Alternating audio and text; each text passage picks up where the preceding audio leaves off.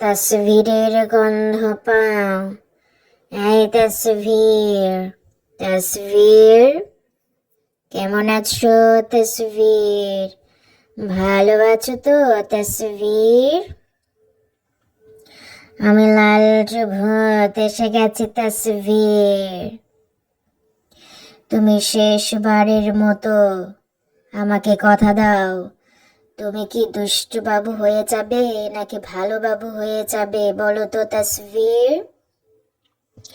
ভালো বাবু হয়ে গেলে আমি তোমাকে পুরস্কার দেব, পচা বাবু হয়ে গেলে আমি তোমাকে আমার রাজ্যে নিয়ে আসবো তসভির। আমার রাজ্যের নাম লালটু ভূতের রাজ্য। এই রাজ্যে তোমার মতো অনেক ছোট ছোট বাবুরা আছে তসভির। তুমি কি তাদেরকে চেনো তসভির? তুমি আজকে রাতে যখন ঘুমিয়ে পড়বে তখন আমি চুপ করে তোমাদের বাড়িতে যাব তসভির। তারপরে টুস করে নিয়ে চলে আসবো তসভির। মনে রাখবে, লালটু ভূত ভালো বাবুদের বন্ধু, আর দুষ্টু দুষ্টু বাবুদের কখনো বন্ধু হয় না লালটু ভূত। লালটু ভূত কখনো তোমার বন্ধু হবে না তসভির।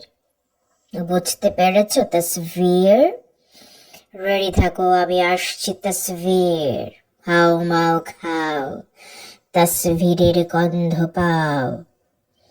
তুমি বলেছো তুমি আমার কথা শুনবে না, বাবা মার কথা শুনবে না, ঠিক মতো পড়াশোনা করবে না, হোমওয়ার্ক করবে না, তাই না তসভির?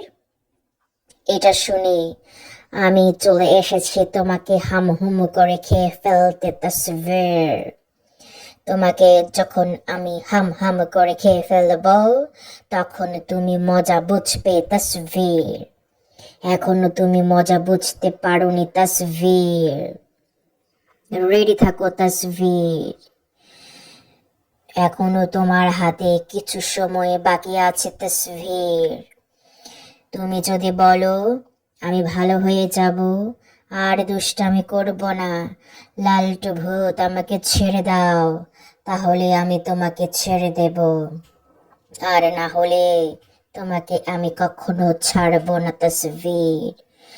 তুমি যদি বাবা মার কথা শোনো, জীবনে অনেক বড় হতে পারবে তসভির। বড় হলে তখন ভালোবাসা পাবে সবার।